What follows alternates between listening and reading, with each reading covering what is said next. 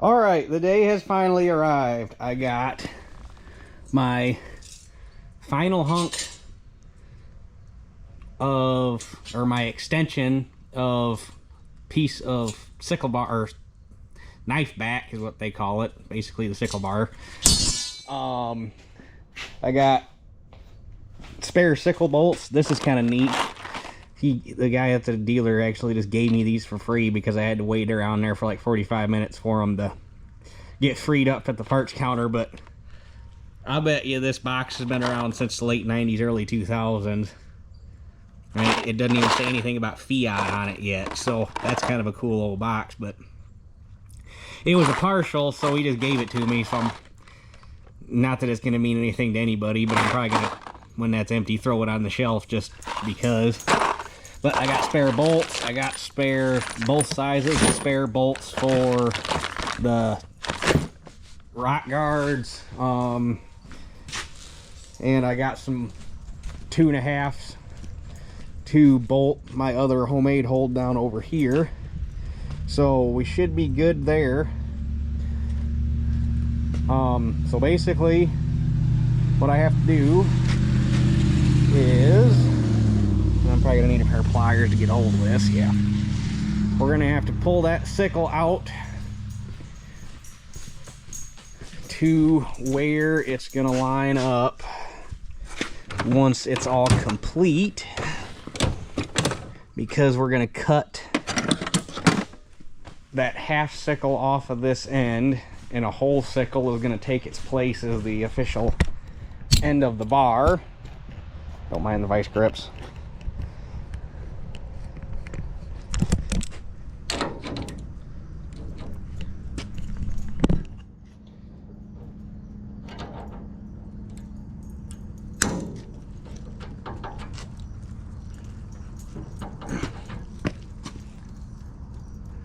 Oh, I see what I'm hung up on.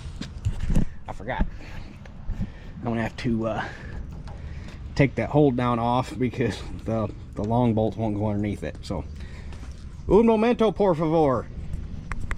All right, I got the sickle slid over where it's gonna be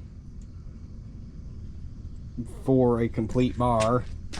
So you got a full sickle here, a full sickle here, and when the sickle cycles all the way that way, this guard ends up here, and then yada yada yada. So that should be how that's going to end up. So I got to mark, actually I guess I don't need to, I can just say 1 1 and then the one before it, because these are going to be the ones where I got to move long bolts to. So we know where that's going to be, and the sickle is going to get completely removed, and the bar is going to get sawed off right there at that joint. And then since this doesn't get a sickle drive bolted on the end, all these upside down countersunk bolts can go away, and the regular sickle bolts can get installed there with the nuts up so that they're easier to change. So I'll pull this thing out and we will make the needed adjustments. And then I got to install 55 sickles, leave the tail on the bar, shove it in, make sure it's what needs to be, and then I can just shove it out this side a little bit and saw it off, and the bar will be complete.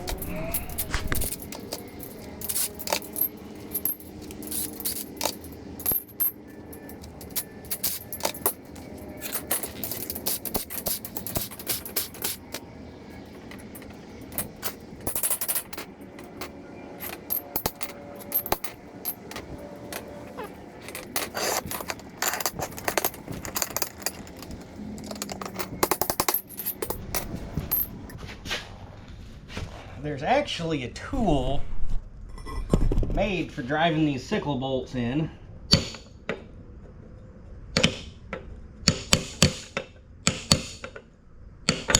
Damn it.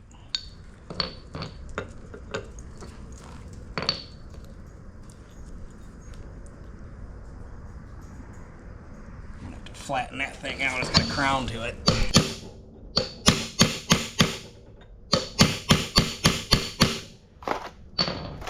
Anyway, they actually make a tool for pressing these sickle bolts in. And I was hoping Wyatt sold them, because I was going to buy one while I was down there getting the rest of the stuff, and they don't, so I'm going to have to order one through Shoot, but that's not going to do me any good today.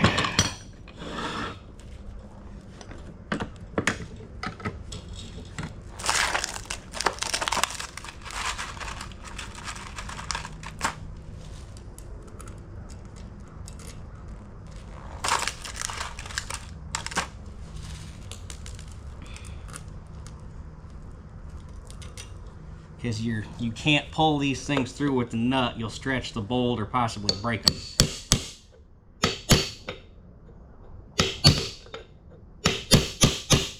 Or crack them, and then you're going through the field and you lose the sickle because the bolt breaks.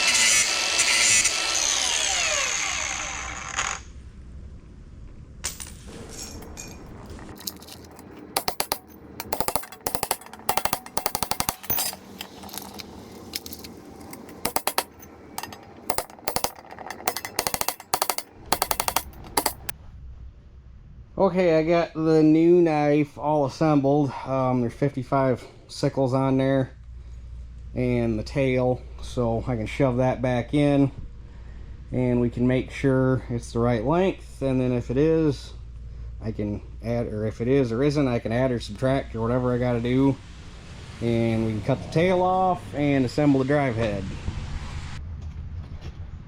Tell you what, it slides in a whole lot better if you have all the rock guards tight. That's normally the way I do it, but reading the instructions, it said to leave all the rock guards loose that had hold downs on them, and I was like, okay, maybe that's a better way. So I did, and clearly it wasn't, because you leave everything tight and it just slides right in.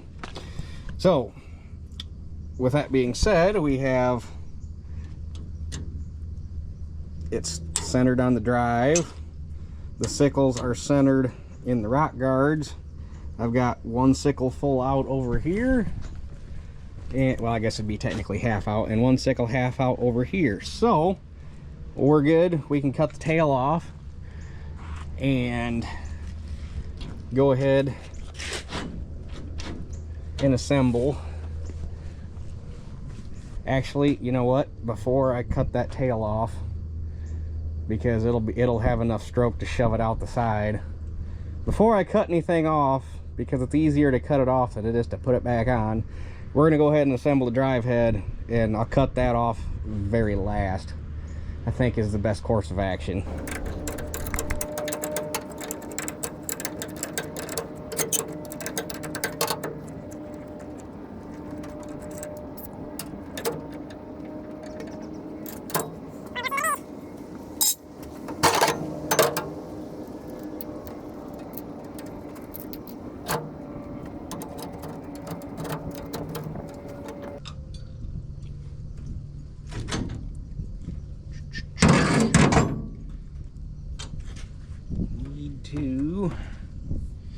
This is going to have to slide forward because the sickle's got to slide forward anyhow.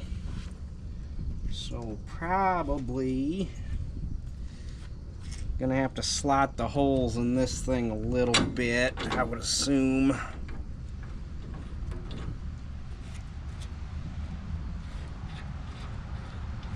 So it's got wiggle room.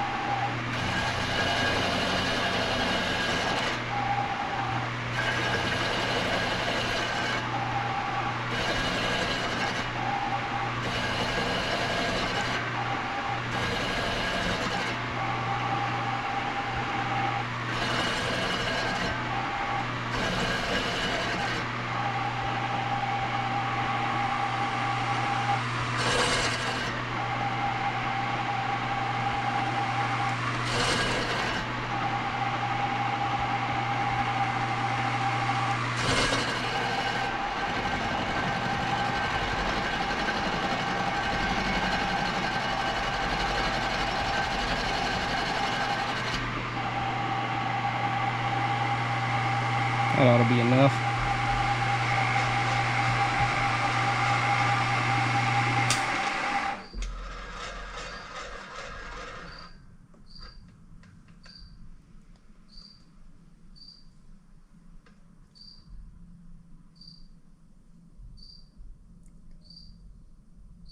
I think the whole spread on these was 3. Yep.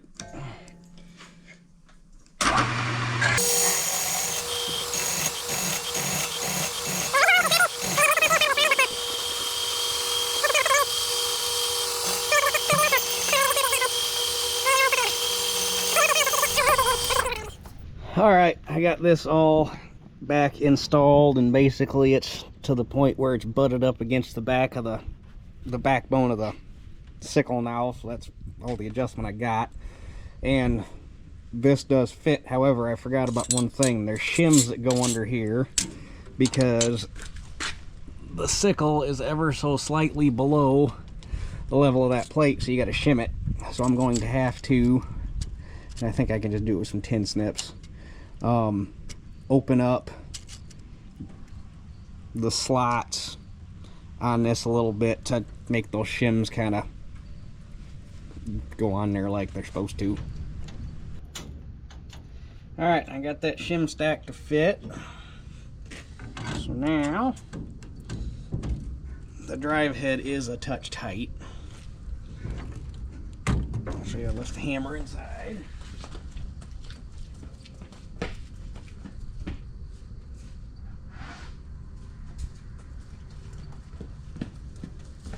But I'd rather have it a touch tight than a touch too loose.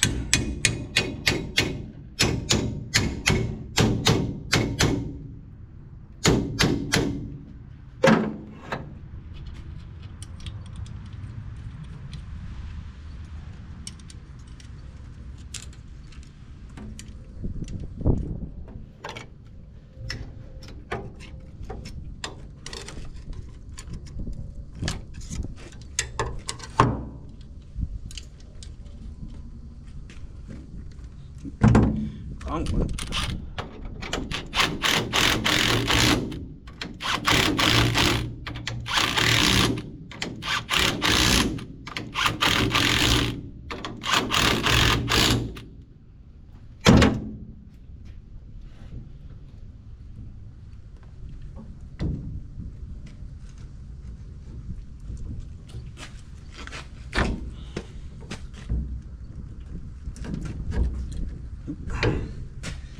Got a washer.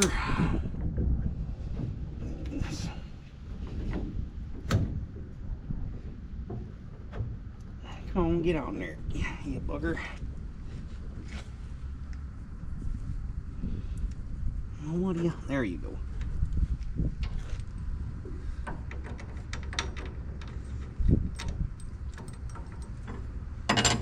Grab a ratchet real quick. All right. Now that it's assembled, I can probably stand to add some more shim to it, because if you look, it's actually pulling the sickle up off of the guard, which A, that's going to make it cut ragged, and B, it's going to accelerate the wear on this because it's going to do that, or it's not going to make this. So I'm going to get a feeler gauge and figure out exactly how much clearance I got to figure out how much shim that I need, and see what I can come up with for a hunk of sheet metal to cut another shim out of. Okay, so there was originally a 20 thousandth shim and a 35 thousandth shim, and I figured out what I needed, took everything apart, added everything up, and I figured out that if I throw away that shim, well, not throw it away, but not use it, and make 2 more, they're over there in the vise, make 2 more 35 thousandth shims and stack all 3 of them together, that should get me where I need to go. Should.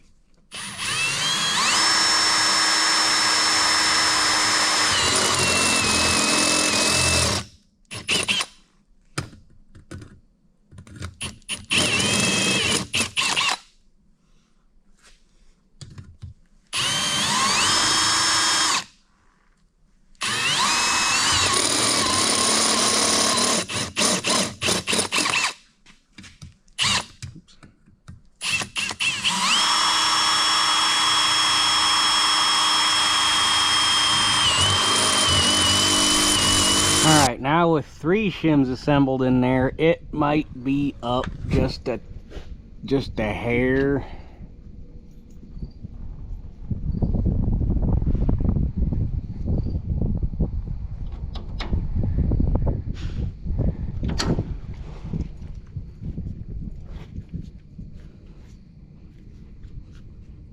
Some of that could also be the weight of the drive mechanism, because all your weight's back here.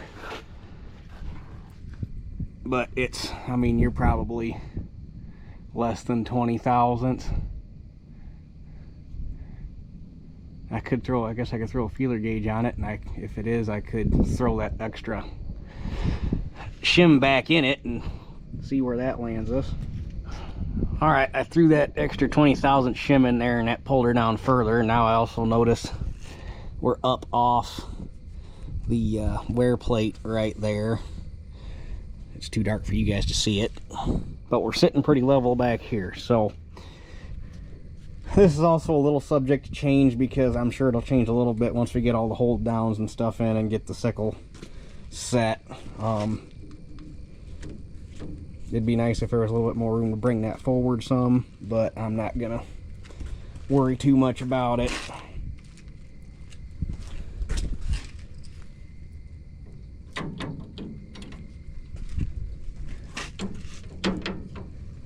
So with that being said, I'm about out of daylight, so I think we're gonna call her here, because this is a point where I can move it around without having to worry about losing parts. So shouldn't have any problem finishing this up tomorrow, and tomorrow's not supposed to be raining, so that'll make it a little more pleasant and easier to work up the gumption. So we will catch you guys tomorrow. All right, we're back. Weather's a lot nicer today. It's been a beautiful day, actually. If it could stay like this for about the next 8 weeks, 9 weeks, it ain't gonna happen, but you gotta hope for something. But anyway, I think, as far as I know, all that's really left to do is put the cover plates over, or the retainer plates, whatever, over top of the drive head. Go through and set all of the hold downs, and check the sickle register, which I'll have to set it down into cutting position to check that, which, if it does need adjusted, it's just a matter of busting this nut loose and shortening or lengthening the pitman arm to set that. And then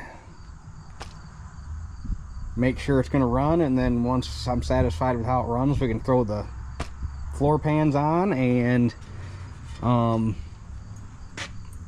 should be good to go. So I guess we'll start here and go from there.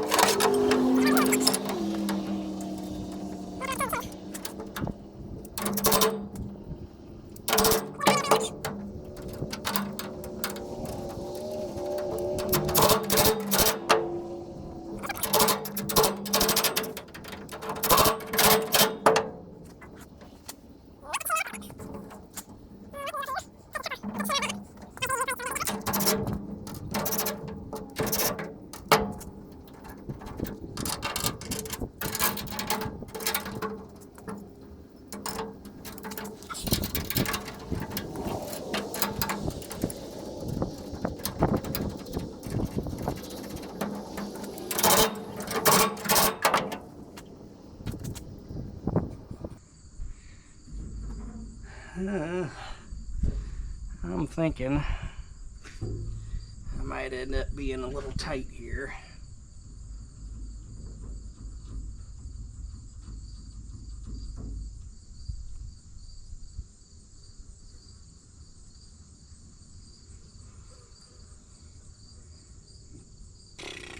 What's the best way?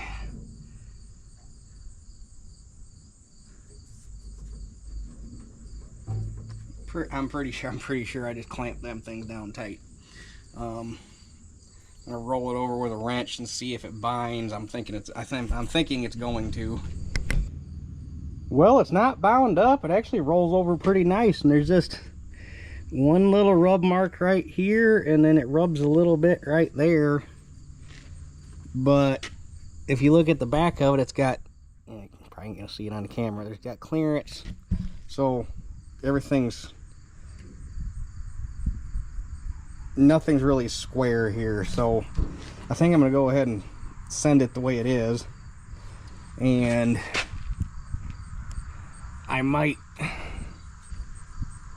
that one looks okay. I might be able to take a shim out of this one, but we'll get all the hold down set before I get too gung-ho.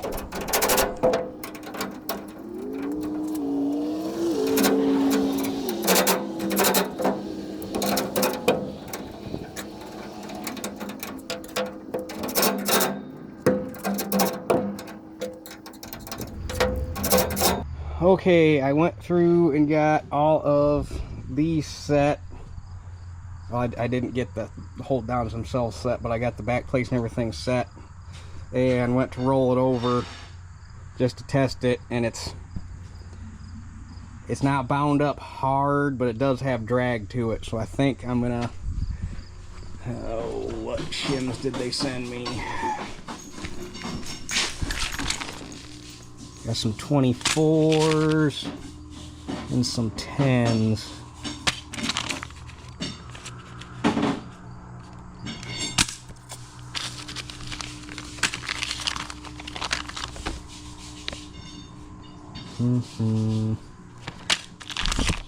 I might throw the 24s in there. Luckily they sent me just enough because I used 2 up on the hold downs that I made, and there's 11 more hold downs on there, so they sent 13. But I'm gonna go through and throw these in and see if that loosens the bar up any. Alright, went through and put all those 24 thou shims in, and that relieved all the bind, and that's smooth as glass now. It doesn't chirp or anything off of the wear strip, so that took care of that. So the last thing we got to do is go through and set the hold downs themselves. Book says to set them 20 thousandths for normal cutting conditions, and for tough cutting conditions you can go all the way down to half a thou, 0.005, or is that, no, that'd be 5 thou. Yeah, 5 thou. So I'm gonna split the difference and go to 10 thousandths. That'll get you kind of a happy medium, and frankly the way things are looking,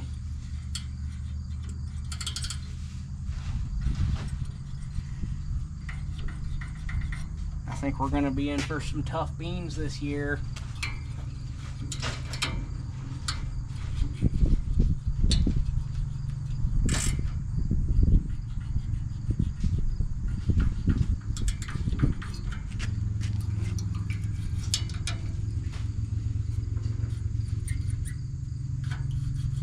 That's so much easier than taking them off, beating them with a hammer, putting them back on, trying them, taking them off, beating them with a hammer.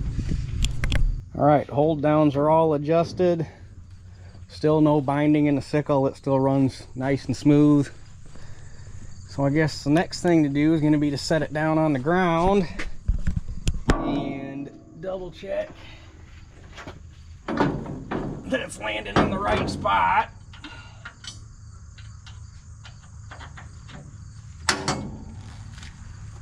When we're actually down mid-range of float-in cutting position, because that's going to affect, like I say, that's going to affect the register of the sickle, which is one of the downsides of a Pitman style floating bar, is it's really only correct in one spot, and then the rest, or in the rest of the float, it's basically good enough. All right, so right now I have it set to where the sickle drive is slid as far over that way as it can go in its current situation. So what we're gonna have to do, because we need to get the point of the sickle into the middle of the prong, is it looks like we're gonna have to lengthen the pitman arm roughly 1 inch.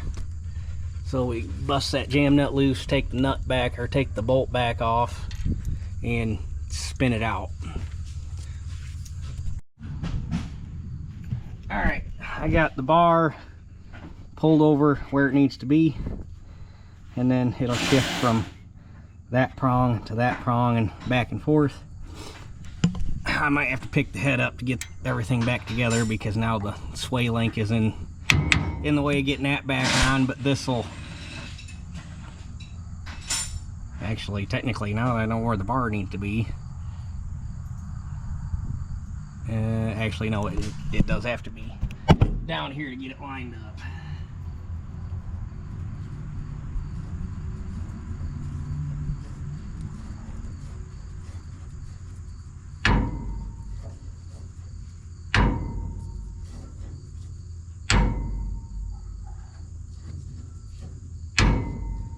This should be close.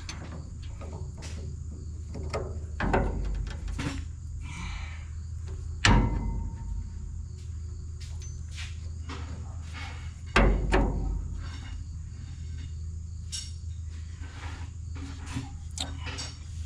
don't know if I can get.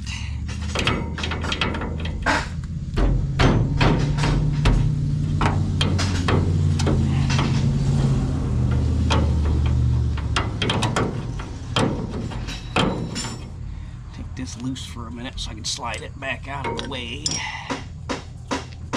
Maybe.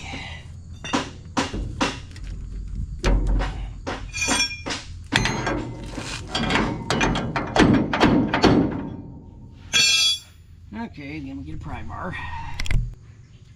Alright, I got it lined up. So now we can reinstall our bushings.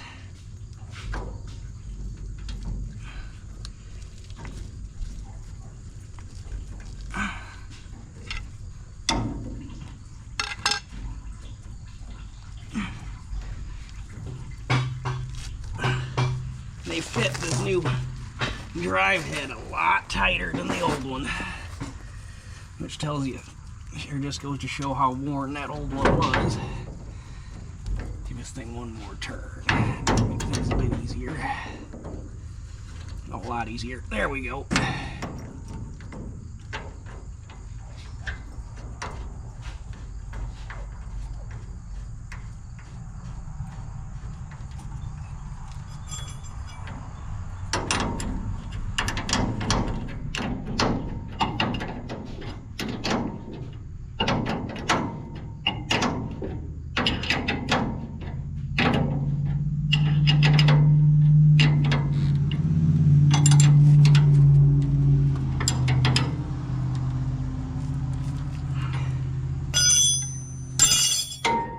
Now, before I tighten the jam nut,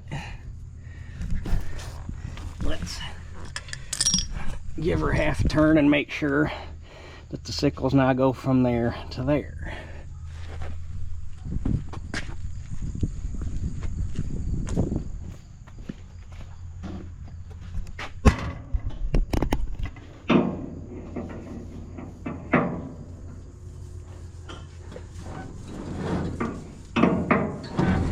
Beautiful, exactly like they're supposed to. And now the drive head is centered, or in between the hold downs too, because before it crowded that side real bad. So, oh, this thing is gonna cut like a hot knife through butter. Because with a 13-foot head on this machine, there's no reason, even in good beans, why I can't run 3.5 miles an hour. And before, the biggest thing that limited me from being able to do that, it wouldn't cut if you went over 2 miles an hour. It would start pushing beans over. So, oh, I'm excited. This is gonna be lit. So I'll go ahead and put that back together. And I want to take some pictures of this, and I'm going to send, not that anybody out there actually cares, but maybe somebody does, since I was throwing everybody out there for a loop when I was asking for parts for this thing that they never built on their own before. But I want to take some pictures of this before I put all the shields back on, and then a couple more once I get the shields put back on, and send them to Crary so that they can see what all happened here. Alright, the last thing we're gonna do before I put the also I cut the tail off of that end of the bar because didn't need that anymore, and then I cut the foot off of that guide for the snout, just like we did on this side a couple videos ago.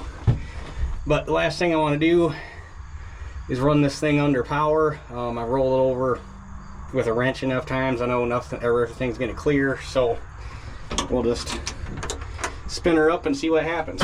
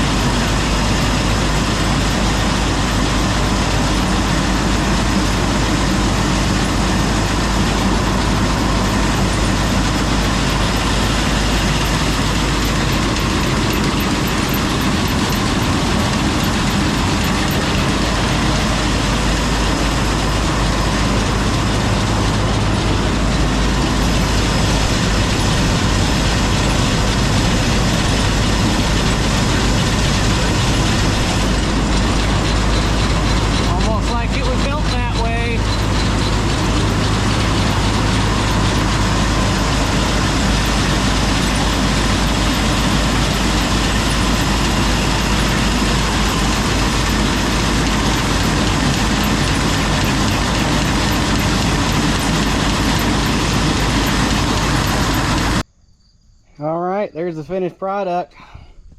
I set the head down because I wanted to make sure that with the bar all the way collapsed, the pan still had enough clearance to float all the way down and lay on the actual floor of the table itself. So they do, so we're all good there. Lily, there's nothing in there for you. There's nothing in there for you. So anyway, remember, none of this fits. It's all held on with duct tape, and running it earlier, that was all video editing. It wasn't actually running. That's life according to old Paul. Funny thing is, that was the first and only comment he has ever left on the channel, and we will never hear from him again. I didn't block him, we'll just never hear from him again, because that's the way those people are. So, but this is gonna work. This is gonna be such a... It was pricey. I'll have to add it all up by the time I added in spare parts and added that extra bar on and everything. It was... I'm probably somewhere in the neighborhood of around 18 and a half. Somewhere between $1,800 and $1,900 in parts. Parts and shipping. But I think it's going to be well worth the money, because this thing ought to cut. Yeah. It's going to be nice. I'm excited. Hopefully we're about 2 weeks out from actually being able to try it. That first round of beans that I planted, can't remember what day that was, because I got 10 acres put in, and then we were out of the field again for... Or did it rain again after that? No, I don't think. I think that was right. I think that was the beginning of the drought. I think it rained the day I planted them, because I was planting them in the rain. And then I don't know if it rained again after that, but that ground was wet enough when I planted it that all the beans came up on time. They are probably about 65-ish percent senesced now. Somewhere between 65 and 70%. There's still green in the lower canopy, but most of the upper canopy is yellow and there's leaves falling off. So hopefully 2 more weeks we'll be able to think about cutting some beans. And then there'll probably be another gap between the rest of the beans that didn't come up till we got rain and going back to cutting it. So hopefully the weather stays about like this and we don't keep getting all the little nasty 10th here, 10th there rain showers like what we had yesterday. It rained all day, but I don't think I ended up getting a full 10th out of it. I've got a bad feeling we're into a fall. We're going to be coming into a fall like that because last fall was too perfect. You're looking at piss poor grain prices this year and not exactly the most ideal growing conditions during the season, so it'd be par for the course that we come into a really wet fall and grain doesn't dry down and we take hits all over the place as far as selling the grain. So, but time will tell. Fingers crossed that that doesn't actually happen. Prepare for the worst and hope for the best. Why are you sleepy? You got to sleep half the day while in between Shelly leaving and me getting home. You goob. So anyhow, I guess there's nothing left to say about it other than I'm excited to try it out for real. So that's it for this one, and we'll catch you guys on the next one. Real quick, just to add on to here, these showed up in UPS for me today. The gentleman that sent them did not want any details about him known. He'd keep his name and everything secret, so he knows who he is. I appreciate it. But that's the dual air cleaner setup for the T. It came off of a 1950 T, so they for sure fit. But it's got the pre-cleaner screen, and that one needs replaced, and the tops and the bases. So basically all I need to make this work is might as well get both pre-clean, or might as well just get both screens, because I'm pretty sure, I think you can buy these new. It seems like we bought one for the 1800 new. But get new screens since that one's roached, and it needs new bowls because obviously those probably broken, disintegrated a long time ago. And then this one is missing the stud. This one's actually loose, so I'm probably gonna have to, I don't know if you can buy them studs new or not. Never tried. If you can, probably get new studs and then put some JB weld on them when you stuff them in, and that should hold them. But they're not cracked, the bases aren't cracked or anything, so should be, just have to drill that stud's broke off, so just have to drill that stud out. And but the tops are nice and straight, so yeah. And they came all the way up here from Texas. So, like I say, the guy didn't want town or name or anything, so he knows who he is. I appreciate it. Don't know if these are going to get put on before fall or not. I do need to get the T over here and work on it because I got parts to put new brakes on it, because the brakes are getting kind of flaky. So might screw with them when I come over and do that. We'll just have to see what time allows for projects. So anyway, thanks for sending that stuff. You know who you are, and that's actually it for this one. We'll catch you guys on the next one.